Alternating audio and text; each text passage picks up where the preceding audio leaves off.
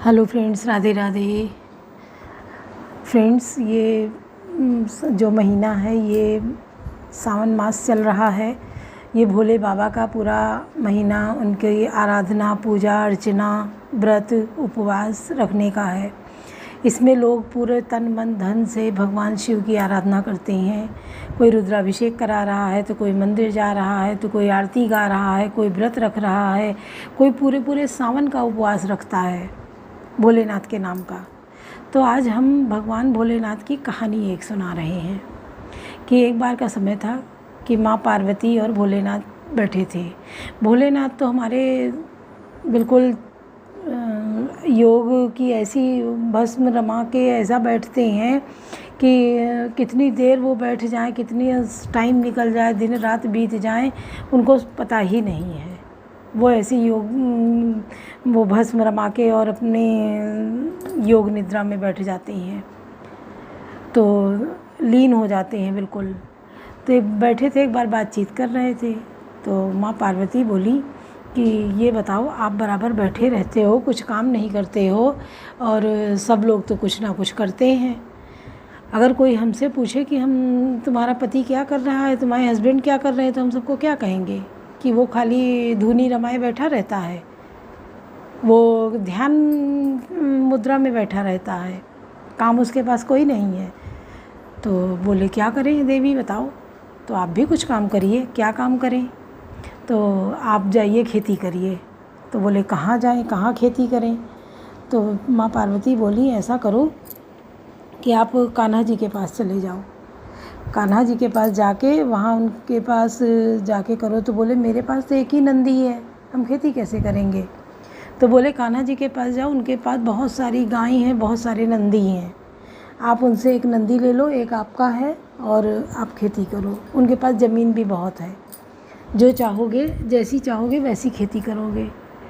तो शिव जी अपने नंदी पे सवार हुए और चल दिए। बोले ठीक है, मैं जा रहा हूँ खेती करने। तो बोले मैं करूँगा क्या वहाँ, कौन सी खेती उगाऊँगा? तो माँ पार्वती बोली ऐसा करना, जो भी खेती करना बोल देना कि ऊपर की फसल मेरी और नीचे की फसल तुम्हारी, कान्हा से कहना। बोले ठीक है, मैं जा रहा हूँ। वो नंदी पे सवार हुए और चल दिए, कान्हा जी के पास आए। कान्हा जी ने बहुत स्वागत किया, ये बाबा जी बैठिए, आपका बहुत बहुत सम्मान है, और कहिए कैसे पधारना हुआ? तो उन्होंने पूरी बात कही कि आज माँ पार्वती ने तुम्हारी भेजा है खेती करने के लिए कि जाओ कान्हा के साथ मिल के खेती करो। माँ पार्वती ने एक बात और समझा दी थी कि कान्हा नटखट बहुत है, संभल के उससे रहना, वो बहुत चतुर चालाक है। तो जब आए तो उन्होंने कान्हा जी को पूरी बात बताई कि माँ पार्वती ने भेजा है कि जाओ खेती करो, जाके कुछ करते नहीं हो, खाली बैठे रहते हो, तो मैं खेती करने आया हूँ। तो हमारे पास एक नंदी है, एक नंदी तुम दे दो अपने पास से, और ज़मीन भी तुम्हारे पास है, मैं वहीं खेती करूँगा। तो बोले ठीक है। उन्होंने नंदी दिया, ज़मीन दे दी कि आप जहाँ चाहो जो चाहो। बोले खेती काहे की होगी? तो भोले बाबा बोले कि कान्हा से कि बताओ कौन सी खेती करें? और उन्होंने तो कहा है कि ऊपर की फसल हमारी, नीचे की फसल तुम्हारी रहेगी, कान्हा से कहा भोले बाबा ने।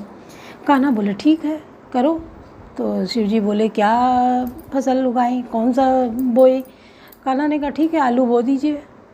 अब शिव जी ने क्या किया, आलू बोए। उनको कुछ पता तो था नहीं दीन दुनिया का, क्योंकि उनके पास जो कुछ वो कमाते थे वो सब लोगों में बांट देते थे। वो पहाड़ पे रहते थे, बागांबर पहनते थे, उन्हें किसी चीज़ की ज़रूरतें नहीं थी, भांग धतूरा खाते थे। तो आलू बोए, जब फसल तैयार हुई तो ऊपर ऊपर की घास काट के शंकर जी ने ली, और आलू जो खुद के निकला वो कान्हा को दे दिया। अब वो घास लेके नंदी पे लादे बड़े बोरे में और लेके चल दिए माँ पार्वती के पास। आए, माँ पार्वती बड़ी खुश हुई कि अरे मेरा पति तो काम करके आया है, खेती करके आया है, और दौड़ी अगवानी के लिए, लाओ क्या फसल उगा के लाए हो? तो उन्होंने जब खोला तो वो सब घास पत्ते थे। बोले ये क्या? बोले तुम्ही ने कहा था आलू बोए। कान्हा ने कहा आलू बोए, आलू कान्हा के हो गए, ऊपर की फसल पत्ते पत्ते तुम्हारे हो गए। तो बोले अरे कब समझोगे, जाओ अब फिर से जाना पड़ेगा तुम्हें। दोबारा के लिए खेती करने। बोले अब क्या करेंगे? बोले अब तुम ऊपर की फसल तुम बोल देना कि ऊपर की फसल तुम लो और नीचे की फसल हम लेंगे, जो भी खेती होगी। नंदी पे सवार हुए, भोले बाबा फिर से चल दिए। अब फिर चल के आए कान्हा के पास। फिर कान्हा ने उनका स्वागत किया और बड़े सम्मान से बिठाया, खिलाया पिलाया, दूध दही और सब कुछ। उनकी यहाँ गायें बहुत सारी थी तो उन्होंने खिलाया और बोले कि अब क्या हुआ, आप कैसे आगमन हुआ? तो उन्होंने कहा कि फिर से बोला है खेती करके आओ। तो बोले अब क्या? तो बोले ठीक है, आप कर लीजिए। नंदी भी दिया, ज़मीन भी दी कि लीजिए आप कर लीजिए, जो चाहें जितना चाहें करें। तो बोले अब क्या बोए? तो कान्हा ने बोल दिया कि अब क्या कहा माने? बोला है कि ऊपर की फसल हमारी और नीचे की फसल कान्हा की। बोले ठीक है।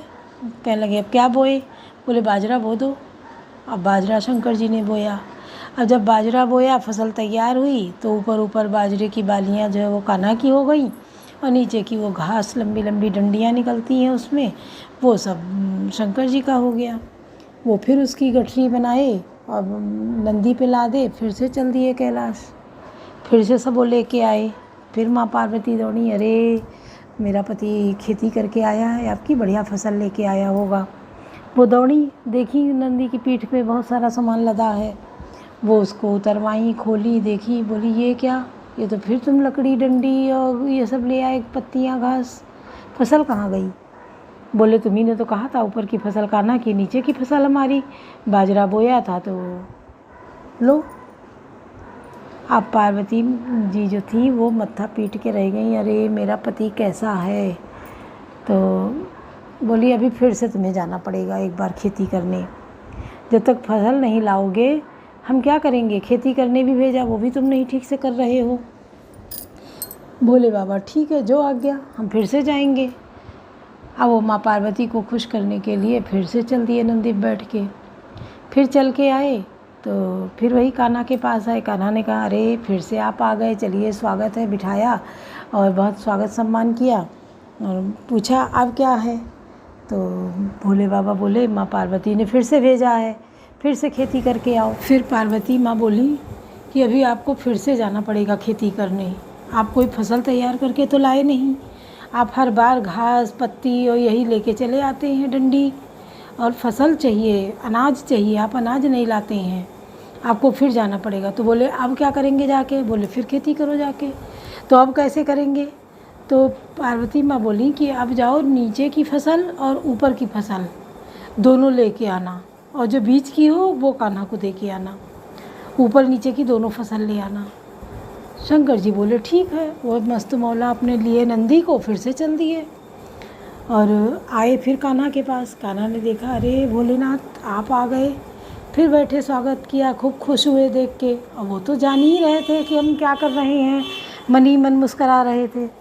तो उन्होंने कहा अब क्या करना है? तो भोले बाबा बोले खेती करना है। तो बोले ठीक है, एक नंदी हमसे लो और खेती पड़ी है, ज़मीन जितनी चाहो उतनी खेती करो। तो भोले बाबा बोले कि इस वाले प्लॉट पे हम बड़ी खेती करेंगे। तो कान्हा ने कहा ठीक है कर लो। अब की आपको क्या करना है, कौन सी चीज़ बोएंगे? बोले कि अब की बार हम नीचे की फसल हम लेंगे, ऊपर की हम लेंगे, बीच की फसल आपको लेना है। तो बताओ हम क्या बो दें? तो कान्हा बोले अच्छा ठीक है, तो मक्का बो दो, मक्के की फसल बो दो। अब भोले बाबा ने क्या किया, खेत तैयार किया उसे और अच्छे से खूब उसको बराबर से मिट्टी करके उसमें मक्का के बीज डाल दिया, बो दिया फसल। वो कुछ दिन बाद लहलहा के तैयार हुई, फसल तैयार हो गई मक्के की। अब तो भैया क्या कहने, भाई ना जड़ नीचे कुछ है जड़ में और ना ऊपर कुछ है, मक्का सारा बीच डंडियों में लगा है। अब वो भोले बाबा जो थे उन्होंने क्या किया कि बीच की सारे मक्के तोड़ के कान्हा को दे दिए, ऊपर और नीचे की डंडी और पत्तियां लेके वो फिर से नंदी पे सवार हुए, लेके भर के बोरों में फिर से आ गए। माता पार्वती जी दौड़ी, बोली अब की तो फसल ज़रूर आई है, अनाज आया है। दौड़ी देखी क्या लाए हो, खोला देखा तो देखा क्या उसमें नीचे की जड़ें पड़ी हैं और ऊपर की पत्तियां हैं, बीच की फसल जो थी वो नहीं है। तो कह लगे क्या बोया था? बोला मक्का। अरे पार्वती माँ फिर अपना सिर पीट ली, बोले तुम भोले के भोले ही रहोगे। हम कुछ भी कह लें, सबके पति दूसरी तरीके का, हमारा पति अलग तरीके का है कि वो कुछ भी अब मतलब कमाए, कुछ भी पैदा करे, कुछ भी करे, वो दूसरों में ही बांट के आएगा, कुछ भी अपने लिए नहीं बचा के लाएगा। ये हमको पता हो गया है, तो हमको उसी में रहना है, उसी में गुजारा करना है। तो वो जब थी भाई बैठी थी, इतने में कान्हा जी आ गए। बाजरा, आलू, मक्का सब लेके आ गए कि ये लो। माँ पार्वती के पास दिया और प्रणाम किया कि माँ ये लो फसल तैयार। तो बोले नटखट, तुम नटखट ही रहोगे, तुम नहीं सुधरोगे। और कहानी आप लोगों को कैसी लगी बताइएगा ज़रूर, और भोले बाबा के नाम पे लाइक, सब्सक्राइब, शेयर ज़रूर करिएगा। आगे फिर हम एक अच्छी सी कहानी लेकर आएंगे। राधे राधे।